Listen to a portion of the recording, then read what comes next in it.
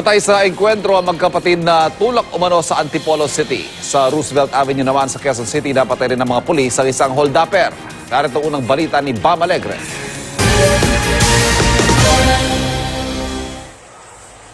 Sa kuha ng CCTV, makikita ang isang lalaking nakamotorsiklo na nagpark sa bahagi ng Barangay Del Monte sa Quezon City.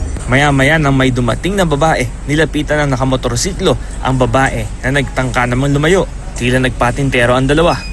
Pero dahil nakita ng babae na may nakasukbit sa bewang ng suspect, natangay pa rin ang bag ng babae. Kumaripas ang suspect sakay ng kanyang motorsiklo.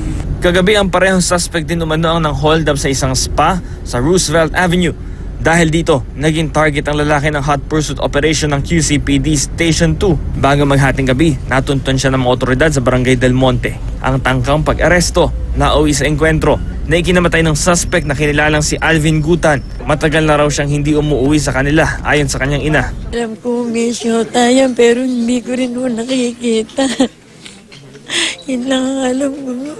Magkapatid naman na sangkot umano sa pagnanakaw, gun for hire at pagtutulak ng shabu ang napatay ng mga pulis sa isang engkwentro sa Sitio Sagipin, Barangay de la Paz sa Antipolo City. Kinilala ang mga napatay na sina Lani Lahota alias Laon at Celeste Lahota alias Echay.